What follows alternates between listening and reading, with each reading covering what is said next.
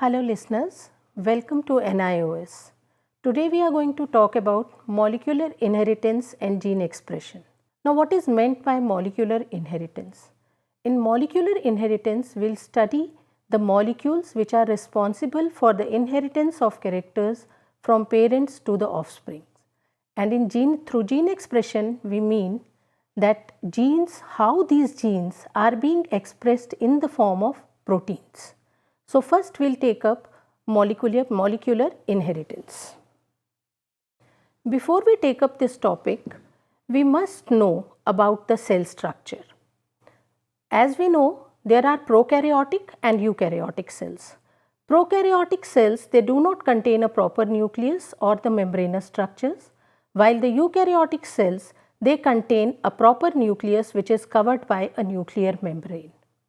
Then we should also know about the structure of the chromosome. Chromosome is made up of two chromatids which are joined through a centromere. Then in the earlier chapters we have studied about the Mendel's laws of inheritance. Mendel's proposed three laws: the law of dominance, law of segregation and law of independent assortment. We have also studied the chromosomal theory of inheritance provided by Sutton and Boveri. Now what is meant by one gene, one enzyme hypothesis? Archibald Garrett, a British physician, he wrote a book on inborn errors of metabolism in human beings. He was working on a disease, alkaptonuria or phenylketonuria. Now what these inborn errors are?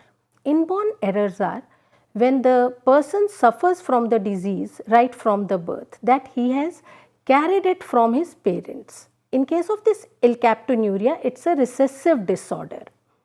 What happens in alkaptonuria? The person, when passes out the urine turns black on exposure to air. The urine turns black due to the presence of a substance, homogentisic acid, in the urine. While in the normal individuals, homogentisic acid is converted to acetoacetic acid by an activity of an enzyme. But this particular enzyme which converts homogentisic acid to acetoacetic acid is absent in individuals suffering from alkaptonuria. Archibald Garrett, he was the first to connect a human disorder with Mendel's laws of inheritance. He deduced that alkaptonuria is a recessive disorder. Then Beadle and Tatum actually proposed the hypothesis, that is one gene, one enzyme hypothesis. What it means actually is one gene is responsible for the production of one enzyme. Although this hypothesis does not hold true in the present light of knowledge, because now we know that enzyme is not only made up of only one polypeptide, while the enzymes are made up of more than one polypeptide. Beadle and Tatum, they worked on an organism, Neurospora crassa. Neurospora crassa was irradiated with X-rays. X-rays are the mutagens which can bring about change in the genetic makeup of an organism. So the wild type spores of Neurospora, they could grow on a minimal media. Now what a medium is? Medium is basically the food for growing the bacteria. Then the wild type spores could grow on the minimal media, but the X-ray irradiated spores, some of them could not grow on the minimal media. They require arginine. Arginine is an amino acid. They require that amino acid arginine for their growth, and these mutants were created on exposure to X-rays. So Beadle and Tatum, they proposed that some enzyme, during the irradiation of X-rays, some gene has been mutated, and the Neurospora crassa mutated spores were not able to synthesize arginine. So the arginine is to be provided in the medium for its growth, and they proposed this one gene, one enzyme hypothesis. The first experiment to prove that DNA is the genetic material was given by Griffith. He was working on an organism, Streptococcus pneumoniae. Streptococcus pneumoniae is a bacterium and it causes pneumonia. Griffith injected different strains of the Streptococcus pneumoniae into the mouse. The different strains were, as you can see in the slide, the red strains are the virulent strains and they are known as smooth strains. They are smooth because they are covered with a capsule, polysaccharide capsule. And the blue strains that we can see in a slide are the rough strain of Streptococcus pneumoniae. When he injected the smooth strains of Streptococcus pneumoniae into the mouse, it resulted in a disease and ultimately the mouse dies.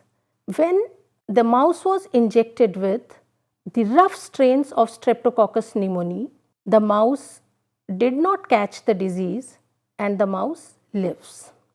Now in the third set of experiment, he injected heat-killed smooth strain of Streptococcus pneumoniae into the mouse. The mouse lives. It means once the bacterium has been killed by heat, it is not enough to cause a disease in an organism. Then he, in fourth set of experiment, he injected a mouse with heat killed smooth and living rough strain of the bacteria. As we can see in the slide, the yellow ones are the heat killed smooth strain and blue are the living rough strain of Streptococcus pneumoniae. When mice was injected with both of these, the mouse dies. The actual expectation of this result was because we have injected them with the smooth heat killed bacteria which will not cause the disease, and the rough strain also does not cause the disease, but still the mouse died. To find out what is the reason of the death of an organism, he isolated the bacteria from the dead mouse and he found that all the bacteria were of smooth type and they were living. What has resulted in the transformation of the rough bacterium into the smooth ones?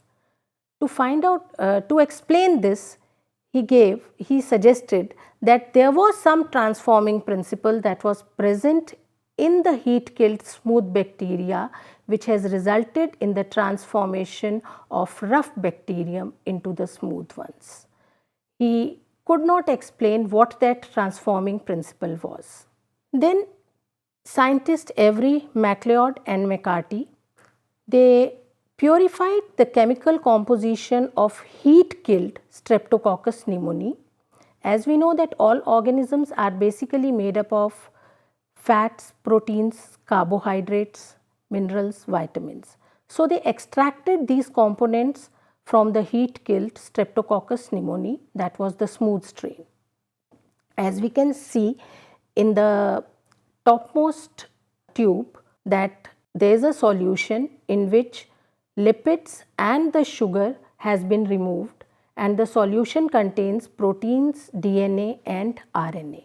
In the first tube we can see that the enzyme RNase has been added to remove the RNA. RNase is an enzyme which digests the RNA. So now in this solution we have only DNA and the proteins. When this solution was put into a flask containing the rough bacteria, as you can see in the flask, the rough strain was added. There was a transformation of rough strain into the smooth strain after some time. In the second set, he added an enzyme proteinase to digest proteins, and now in this tube only the DNA and the RNA is present. And when this solution was added into a medium containing the rough strain, this rough strain transformed into the smooth strain. As we can see in the flask, the rough strain has been transformed into a smooth strain. In the third set, he added enzyme DNase which will digest the DNA, and the tube contains only proteins and the RNA. When this solution was added into the flask containing the rough bacteria did not change to the smooth type. They remain only rough. He could find only the rough strain in that bacteria. So this proves beyond doubt that DNA is the genetic material. Another scientist, Hershey and Chase, they worked on a bacteriophage to prove beyond doubt that DNA is the genetic material. Bacteriophage, what is a bacteriophage? Bacteriophage is a virus that infects the bacteria, and this T2 bacteriophage infects E. coli, as in we have certain human viruses also, like HIV is a virus, and in plants tobacco mosaic virus. Same way, the virus which infects bacteria are the bacteriophages. Bacteriophage has a very simple structure. It has a protein coat and a DNA structure which is present inside the protein coat. What Hershey did, he grew those bacteriophage on a medium containing radioactive sulfur, and in another set he grew those bacteriophage in a medium containing radioactive phosphorus.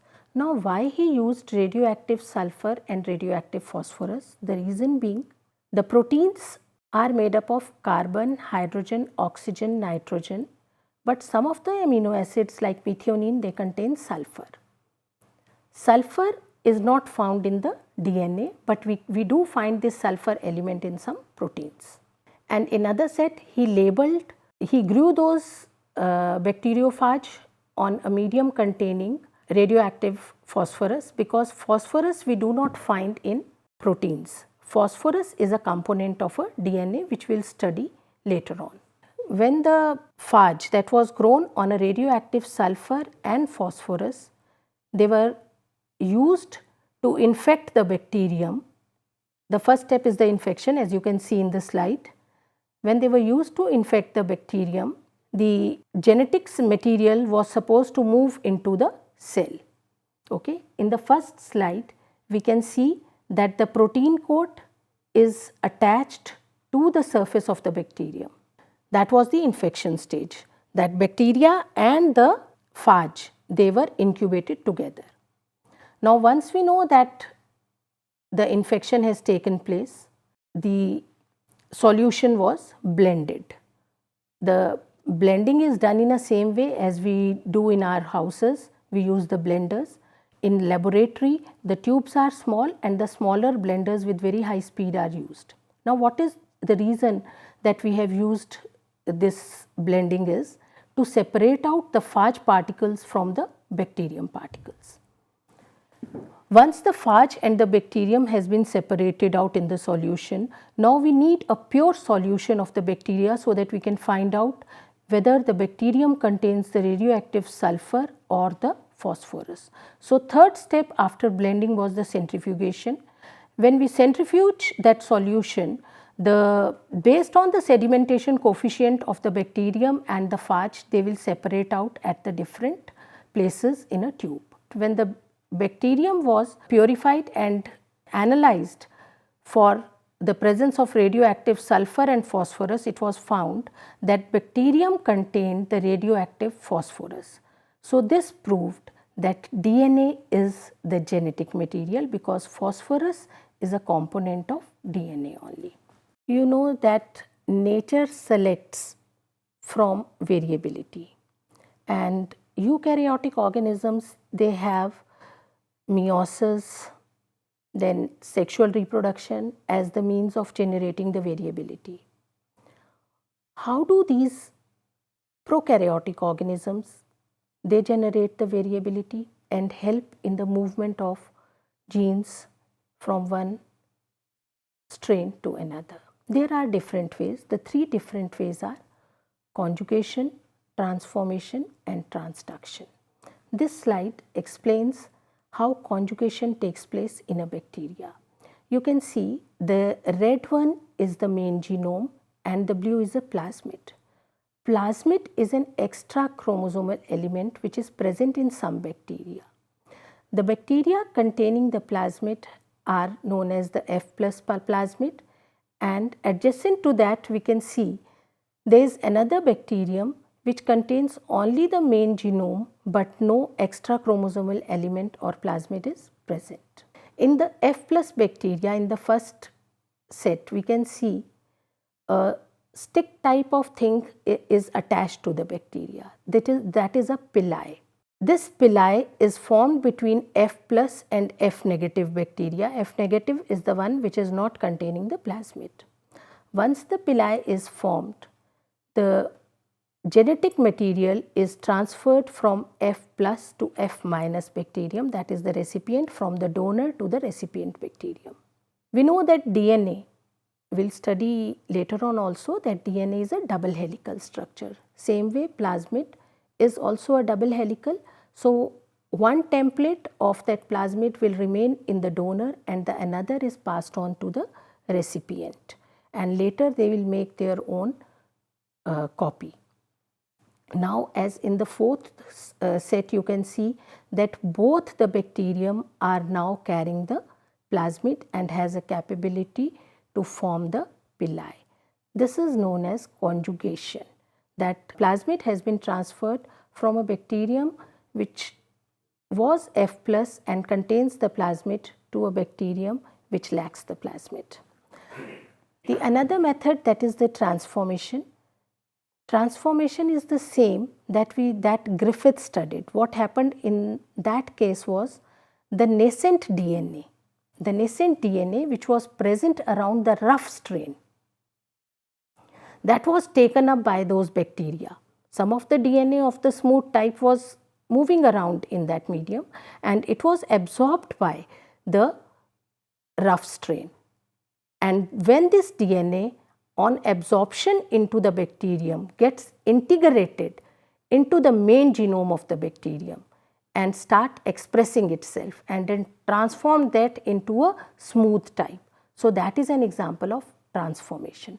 That is how transformation occurs in bacteria. Now third method is the transduction, that I can explain through the Hershey and Chase experiment. When the bacteriophage infects the bacteria, we know that viruses, they have a capability of using the host machinery to make their own copies. They get integrated into the host machinery. The virus gets integrated into the main genome of the bacteria. It will make its own copies, and while making its own copies, some of the genome part, some part of the genome gets attached to the virus genome. And when this virus breaks the bacterial cell and infects the another bacterium, that results into the transduction. When it infects the other bacterium, that genome from the first bacterium gets transferred to the next bacteria. So this is known as transduction. Now we know that DNA is the genetic material. What is the structure of DNA? DNA is a double helical structure. As you can see in this slide, that these are the two helix which are coiled around each other. You must have seen a rope. The way the rope, two strings of ropes are coiled around each other, and even if you open it, they again coil back. Same case, the two strands of DNA are coiled around each other, and these are the two polynucleotide chains. Now what this DNA is made up of? DNA is made up of three compounds: sugar, bases and the phosphate. Now sugar is a ribose sugar. Ribose is a pentose sugar. Pentose means it's a 5-carbon sugar, as you can see in the first diagram. The first carbon is on the right hand side of the oxygen, then second carbon in the ring, and third is to the third carbon the hydroxyl is attached, then the fourth carbon, and the third hydroxyl group that is there on the ring, that is the place where the fifth carbon is attached. Okay, so that is a pentose sugar which is made up of 5 carbons. Then we have the bases. There are two categories of bases. They are purines and pyrimidines, as you can see in the slide. The double ring structures are the purines. Purines are guanine and adenine, and pyrimidines are thymine and cytosine. Thymine and cytosine are a single ringed structure. When sugar is attached to a base, it becomes a nucleoside, and when sugar is attached to base and then to the phosphate, it becomes a nucleotide. This is the structure of the DNA. Then you can see there is another ribose sugar that I have drawn over here. That is a 5-carbon sugar again. This explains the structure of a RNA now. The second set, which is beneath the deoxyribose, we have a ribose sugar. It is again a 5-carbon sugar. The difference between RNA and DNA is, in RNA, all 3 bases, out of those 4 bases, the 3 bases, that is adenine, guanine and cytosine, are the same, but instead of thymine, in case of RNA, the uracil is present. Now, in this slide, you can see how the nucleotides are attached. The model of DNA was given by Watson and Crick in 1953, and they were awarded the Nobel Prize for their work on the structure of DNA. You can see these sugars and phosphate, they form the backbone of the DNA, and the nitrogenous bases are present in the center. Now, what are the characteristics of this DNA? The DNA molecule consists of 2 polynucleotide chains that are spirally twisted around each other and are coiled around a common axis. The 2 strands are antiparallel. Antiparallel, by antiparallel we means, as you can see, that one strand is on the top side, it's from 5 prime to 3 prime, and the other polynucleotide chain is, the lower side has a 5 prime end and the upper side has a 3 prime end. So they are antiparallel. Sugar and phosphate, they form the backbone and they are present on the outside, while core of the helix contains the purines and pyrimidine bases. Adenine always pairs with thymine through 2 hydrogen bonds, and guanine always pairs with cytosine through 3 hydrogen bonds. The base composition of the DNA obeys the Chargaff's rule. Chargaff's rule is, the number of adenine present in a DNA is equal to the number of thymine, and the total number of cytosine present in a DNA is equal to the number of guanine. The diameter of DNA is 20 nanometers. That is, the distance between 2 phosphates is 20 nanometers, and in one coil of DNA, over here, in one coil of DNA, the 10 base pairs can be adjusted, and the distance between the 2 base pairs is 0.34 nanometers, and in one coil, total 10 number of base pairs can be adjusted. So, diameter of DNA is 20 nanometer, adjacent bases are separated by 0.34 nanometers, and the length of the complete turn of helix is 3.4 nanometers. So, there are 10 base pairs per turn. Now, DNA, if we take the DNA for human beings, it comes out to be 2.2 meters. So, how come such a big size of DNA is packed into a nucleus? That is through certain molecules, the proteins that are the histones, positive proteins. Around these positive proteins, the DNA is coiled. When around these positive proteins, they form an octamer. 8 such proteins, they form an octamer. This is known as a histone octamer that you can see in the slide. And around this, the DNA is coiled, as you can see in the nucleosome, where I have written the nucleosome. So it forms a beaded structure. And the further coiling ultimately leads to the formation of metaphase chromosome, which we can see even under the light microscope. While the DNA molecule, which is just 2 nanometer, we cannot see under the light microscope. So it gets condensed when it gets coiled and supercoiled. Now, with this, we'll come to the last slide of this session, that is the difference between the DNA and the RNA. DNA is a double helical structure, while the RNA is a single helical. DNA contains deoxyribose sugar and RNA contains the ribose sugar. DNA has pyrimidine base complementary to adenine is thymine, and pyrimidine base complementary to adenine is uracil in case of RNA. DNA has only one function, that is to bear the hereditary information, while RNA performs many functions in the protein synthesis, and there are different types of RNAs available: messenger RNA, transfer RNA, and the ribosomal RNA. Besides that, RNA also acts as a genetic material in case of retroviruses. DNA can duplicate on its own, but RNA can be synthesized using a DNA template. So I hope that now you know what is the structure which is responsible for the inheritance of characters, that is the DNA, and what is the structure of DNA. So in the next part, we'll take up how does this DNA replicates and how does the gene expresses itself into the form of proteins. I hope the session was fruitful for you people, and it will help you in understanding the structure of DNA, and thank you. So see you next time.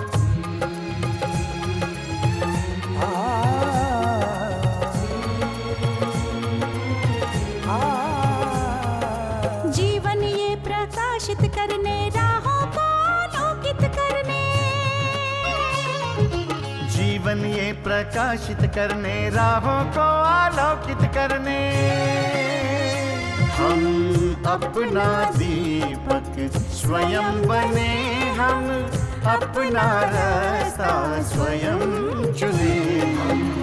अपना दीपक स्वयं बने, हम अपना रास्ता स्वयं चुने। जीवन ये प्रकाशित करने राहों को आलोकित करने।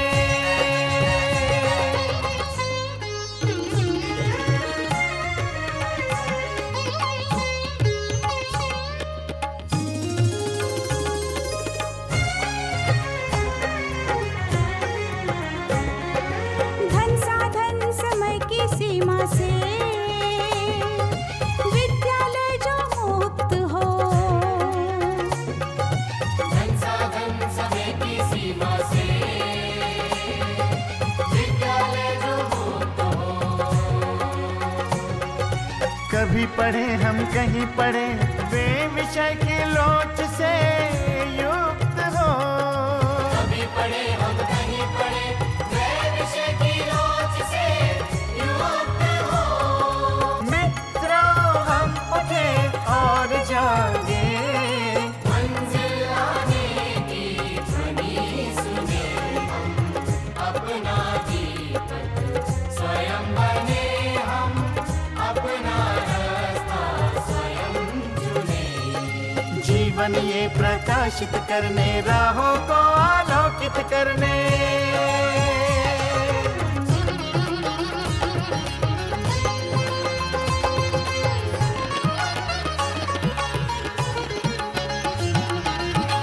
राष्ट्रीय मुक्त विद्यालय का है द्वार खुला सबकी खातिर।